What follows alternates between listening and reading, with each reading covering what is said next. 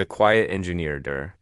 Sarah Chun was having what she considered a perfectly normal Tuesday morning when the universe decided to test humanity's place in it. She sat in the maintenance section of Research Station Kepler 442, a small outpost orbiting a distant star with her toolkit spread across the metal table. Her job was simple: keep the station's systems running while the research team studied exotic energy patterns from nearby pulsars. Sarah had been doing this work for 3 years, and she was very good at it. The first sign of trouble came when the long-range sensors started screaming. Sarah looked up from the power coupling she was repairing as alarms echoed through the corridors. Red lights flashed, and her tablet displayed an emergency message that made her stomach drop. Unknown. Vessels approaching. Multiple contacts. Massive energy signatures. Dr. Marcus Webb, the station commander, appeared on every screen throughout the facility. His face was pale, and his voice carried a tension Sarah had never heard before. All personnel to emergency stations. We have contact with unknown alien vessels. This is not a drill. Sarah quickly gathered her tools and made her way to the command center. The main screen showed space around their station, and what she saw there made her breath catch. 12 enormous ships hung in the darkness like metallic mountains. They were at least 10 times larger than anything humans had ever built. Their surfaces covered in strange patterns that seemed to shift and move in the light of the distant. The research team was already assembled when Sarah arrived. Dr. Webb stood at the center console, his hands shaking slightly as he operated the communication systems. Beside him, Dr. Janet Ross, the team's xenobiologist, stared at the screen in fascination and terror. The other scientists whispered among themselves, their voices filled with excitement and fear. Attempting to establish communication, Dr. Webb announced. His fingers moved across the controls, sending out the standard first contact protocols that humanity had prepared for this moment. Mathematical sequences, prime numbers, basic physics equations. The universal language of science. The response came faster than anyone expected. The main screen flickered, and suddenly they were looking at something that definitely wasn't human. The creature had pale blue skin stretched over an elongated skull, with 4 eyes arranged in a diamond pattern. When it spoke, its voice was translated by their computer systems into perfect English, though the tone was cold and dismissive. Primitive creatures of the small station, the alien said, its 4 eyes focusing on the camera. I am Commander Vex of the Vorthek Empire. Your species has been evaluated. You are weak, limited, and of no significant value to our expansion. You will surrender this facility and submit to imperial authority. Resistance will result in termination. Doctor. Webb stepped forward, trying to maintain diplomatic composure despite the obvious threat. This is Dr. Marcus Webb, representing the United Earth Research Coalition. We come in peace and hope to establish friendly relations with your empire. Perhaps we can find common ground for cooperation. The alien's 4 eyes blinked in what might have been amusement. Cooperation? Your technology is centuries behind ours. Your military capabilities are laughable. Your scientific achievements are the equivalent of children playing with simple tools. The Vorthek Empire has conquered 237 species across this galaxy. You will be the 238th. We're scientists, not soldiers, Dr. Ross interjected, stepping beside Webb. We're here to study and learn. Surely knowledge and discovery are values your empire can appreciate. Commander Vex tilted his elongated head, studying the human scientists with the same interest one might show when examining insects. Knowledge? You study energy patterns that we mastered millennia ago. Your understanding of physics is so primitive that your fastest ships crawl between stars like dying creatures. What knowledge could you possibly possess that would interest the Vorthek Empire? Sarah watched this exchange from the back of the room, staying quiet as she always did during meetings. She was the maintenance engineer, not a scientist or diplomat. Her job was to fix things, not negotiate with alien empires. But as she listened to the conversation, her mind was already working on a different kind of problem. The alien ships, massive as they were, had to have weaknesses. Everything built had vulnerabilities. It was just a matter of finding them. You have one of your time units to decide, Commander Lex continued. Surrender and become servants of the Empire, or be eliminated as obstacles to our expansion. Your choice is irrelevant to the outcome. The screen went dark, leaving the command center in tense silence. Dr. Webb turned to face his team, and Sarah could see the weight of leadership crushing down on him. Options? He asked quietly. We could try to run, suggested Dr. Chun-Wei. The station's physicist. The emergency pods might be able to reach the nearest inhabited system. They'd catch us before we made it halfway, Dr. Ross replied. Those ships are clearly faster than anything we have. What about Earth? Asked Dr. Lisa Park, the team's youngest researcher. Could we send a warning? Dr. Webb shook his head grimly. Communication delay to Earth is 14 hours each way. Even if we sent a message now, help wouldn't arrive for weeks. These aliens would have the entire sector under control by then. Sarah continued to listen while studying the alien ships on her tablet. She had downloaded all the sensor data during the conversation, and she was already beginning to analyze their design.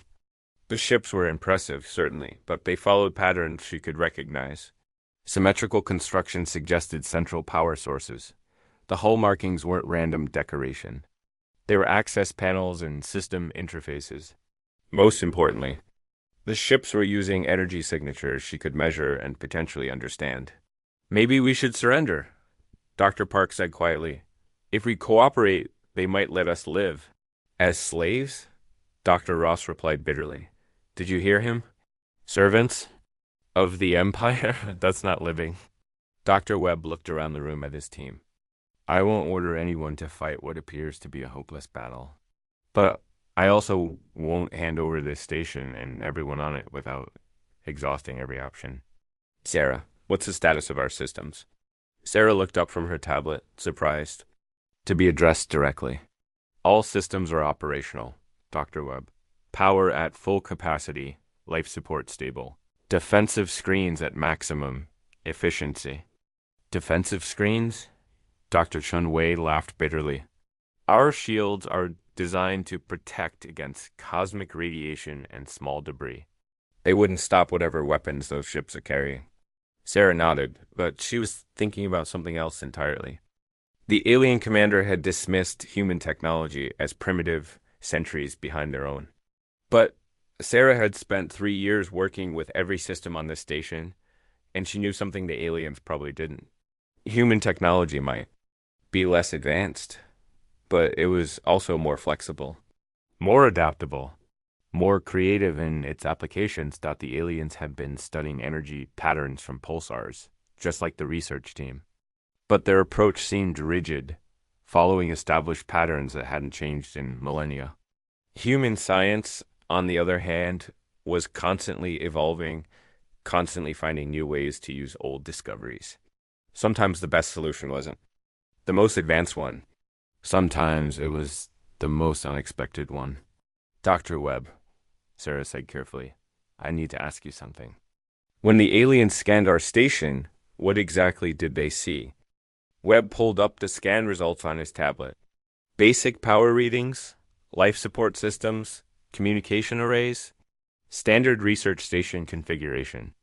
Why? Did they scan the maintenance levels? The engineering sections? Probably not in detail. Those areas would register as low-priority support systems. Webb looked at Sarah with growing interest. What are you thinking?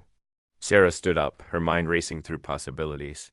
I'm thinking the aliens who have conquered 237 species probably have very specific ideas about how technology should work. They look at our station and see exactly what they expect to see. A simple research facility with predictable capabilities. And they might not notice if those capabilities were modified in ways they wouldn't expect. Dr. Ross leaned forward. Sarah, what exactly are you suggesting? Sarah looked around the room at the faces of her colleagues. These were brilliant people, each an expert in their field. But they were scientists, not engineers. They thought about understanding the universe. Sarah thought about making the universe work for her. I'm suggesting that we give them exactly what they expect, Sarah said quietly. A primitive human research station with laughable technology and no significant threat potential. Right up. Until the moment we show them what happens when humans get creative. The room fell silent as everyone processed her words. Finally, Dr. Webb spoke. What do you need? Sarah smiled for the first time since the aliens arrived. Time, access to all station systems, and everyone to stay out of my way while I work. Oh, Dr. Webb? When they come to collect their new servants, make sure I'm not on a list of important personnel. Why not? Because the best advantage we have is that they don't see me as a threat. I'm just a maintenance engineer. Someone who fixes broken machines and isn't worth their attention. Sarah gathered her tools and headed for the door. Let's keep it that way. As she walked toward the maintenance levels, Sarah could hear the worried discussions behind her. Her colleagues were scared, and they had every right to be. The Vorthak Empire had conquered 237 species with superior technology and overwhelming force. But Sarah was betting that in all those conquests, they had never faced something uniquely human, the ability to look at any problem and find a completely unexpected solution. The next few hours would determine whether human creativity was enough to overcome alien superiority. Sarah intended to make sure it was that asterisk, the Empire falls. Sarah had been working for 8 hours straight when the Vorthak boarding ships arrived. She watched them dock through the maintenance level security cameras, staying hidden in the engineering sections while alien soldiers marched through the station corridors. They moved with the confidence of a species that had never lost a battle, their advanced weapons scanning for threats that they were certain didn't exist. Commander Vex materialized in the command center.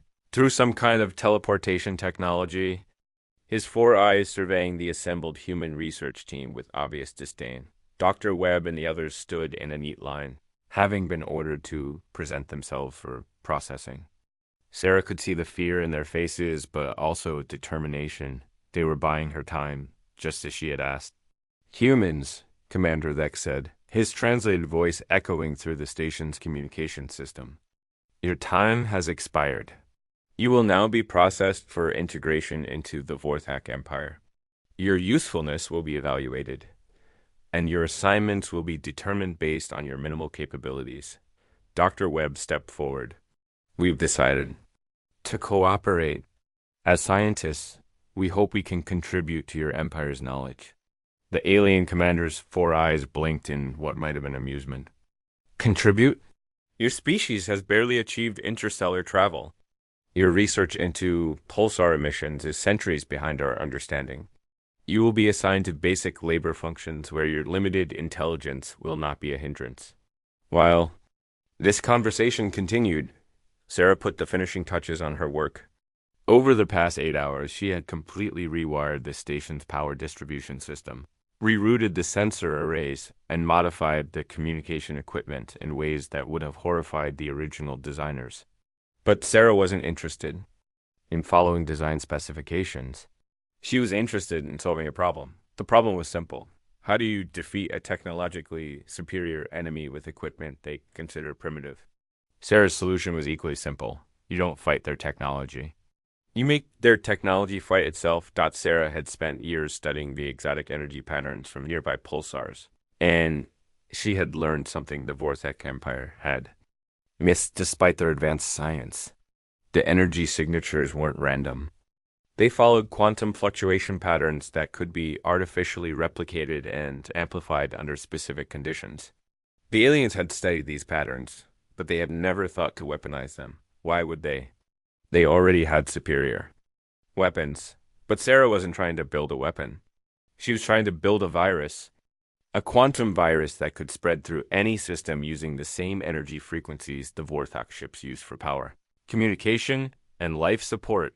The first test came when a Vorthak soldier attempted to scan the maintenance levels.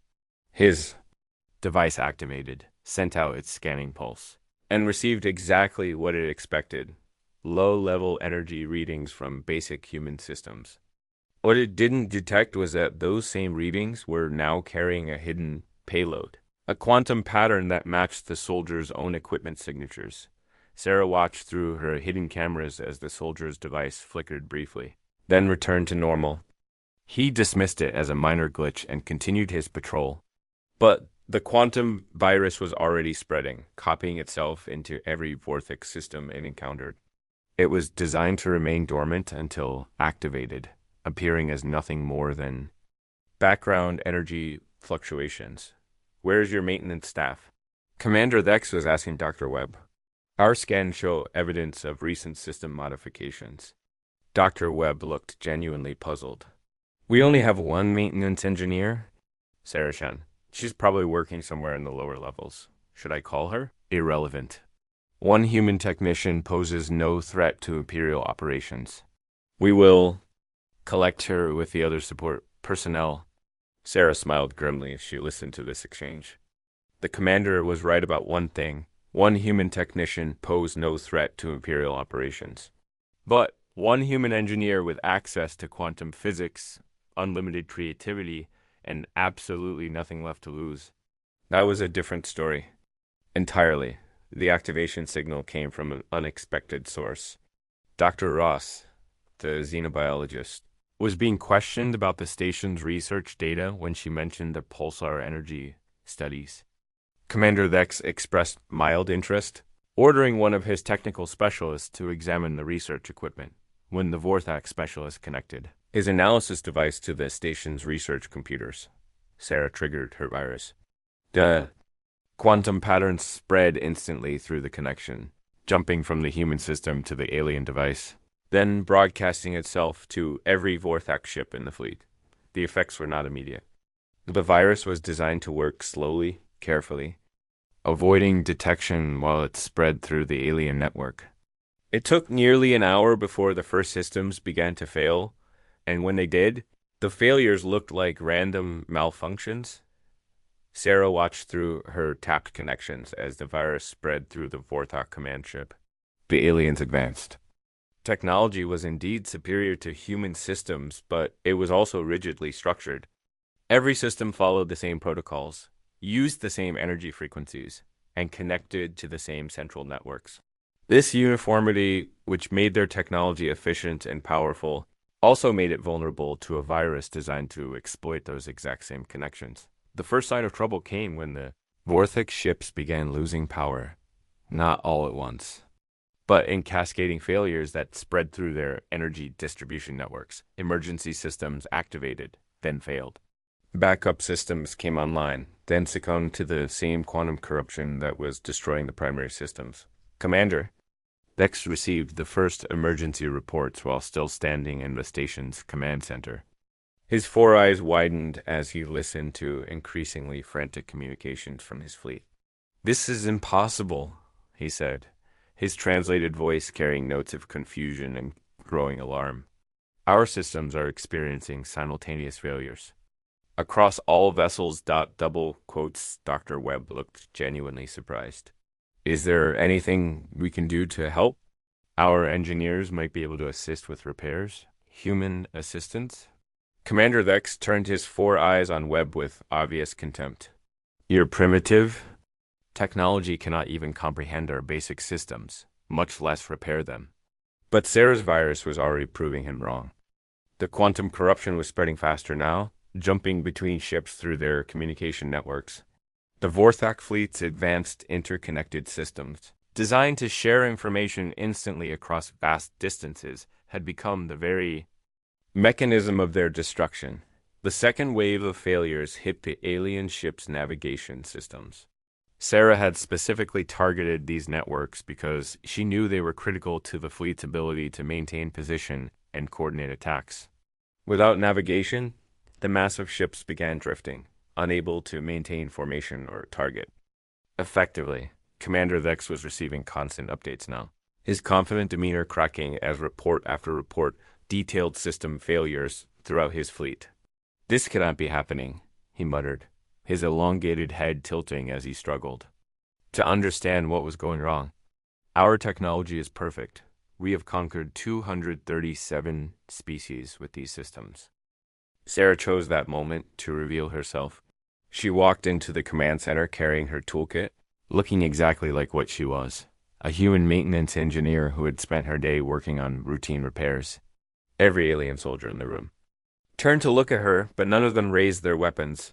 After all, what threat could one human technician possibly pose? Commander Vex, Sarah said politely. I couldn't help but overhear that you're having some technical difficulties. The alien commander studied her with his 4 eyes, clearly confused by her presence. You are the maintenance engineer. How did you avoid our collection teams? I was working in the lower levels. It's easy to get lost down there if you don't know the layout.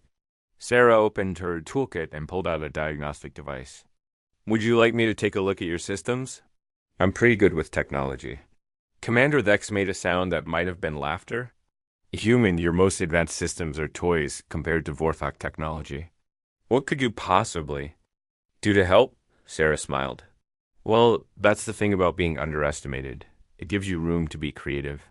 The third wave of the virus hit at that moment, targeting the Vorthak ship's weapon systems. Sarah had saved this for last because she wanted the aliens to understand exactly what was happening to them. As the fleet's firepower went offline, she activated her tablet and showed Commander Vex a real-time display of the quantum virus spreading through his ships. You see, Sarah explained as the alien commander stared at the screen in growing horror. You were right about our technology being primitive. But you made one crucial mistake. You assumed that primitive meant ineffective. The quantum patterns on Sarah's display showed the virus completing its infection of the Vorthok fleet. Every ship was now compromised, their advanced systems turning against them in ways their designers had never imagined possible. The aliens' own technology was consuming itself, leaving behind only dead hulks drifting in space. Impossible, Commander Vex whispered, his 4 eyes wide with shock. No species has ever defeated Vorthok technology. Our systems are superior to everything in this galaxy. Your systems are superior, Sarah agreed. But they're also predictable. Every ship uses the same protocols, the same energy frequencies, the same network architectures. You've created a technological monoculture, and like any monoculture, it's vulnerable to the right kind of infection. Dr. Webb and the other scientists were staring at Sarah in amazement, finally understanding what she had been doing during those 8 hours of work. She hadn't built a weapon to fight the Vorthak Empire. She had built a solution to eliminate it entirely. You destroyed our fleet, Commander Vex said, his voice carrying a note of respect that hadn't been there before. 237 conquered species, and none of them ever achieved this. That's because none of them were human, Sarah replied. Every other species you conquered probably tried to match your technology, to build better weapons or stronger defenses. But humans, we don't try to beat superior technology. We try to understand it, then we figure out how to make it work for us instead of against us. The final reports were coming in from the Vorthak fleet. 12 massive ships, each capable of destroying planets, were now dead in space. Their crews were stranded, their weapons useless. Their mighty empire suddenly reduced to a collection of powerless hulks orbiting a distant star. Commander Vex looked at Sarah with his 4 eyes. And for the first time since arriving at the station, he seemed to truly see her. Not as a primitive human technician, but as the engineer who had just accomplished something that 237 other species had failed to achieve. What happens now? He asked quietly. Sarah closed her toolkit and looked around the command center at her colleagues. Now we figure out how to help your people survive while you learn something very important about humanity. We don't conquer species. We find ways to work with them. Dr. Webb stepped forward. Commander, we can provide life support for your crews, while we work together to repair your ships. But this time we'll be partners, not servants. Commander Vex was silent for a long moment, his 4 eyes studying the humans around him. Finally, he spoke. In 237 conquests, no species has ever offered to help us after we threaten them. Why would you do this? Sarah smiled. Because that's what humans do. We solve problems. Your problem is that your empire was built on the idea that might makes right. Our solution is to show you that cooperation works better than conquest. As the hours passed, Sarah worked with Forthic engineers to repair their ships, teaching them how to immunize their systems against quantum viruses while learning about their advanced technology in return. The mighty empire that had conquered hundreds of worlds was learning something new, that the most powerful force in the universe wasn't superior technology or overwhelming strength. It was human creativity, compassion, and the stubborn refusal to accept that any problem couldn't be solved. The Vorthic Empire would never forget the day they underestimated a quiet human engineer named Sarah Chun, and throughout the galaxy, other species would soon learn that humanity had found its place among the stars, not through conquest, but through the simple power of never giving up on finding a better way. Asterisk.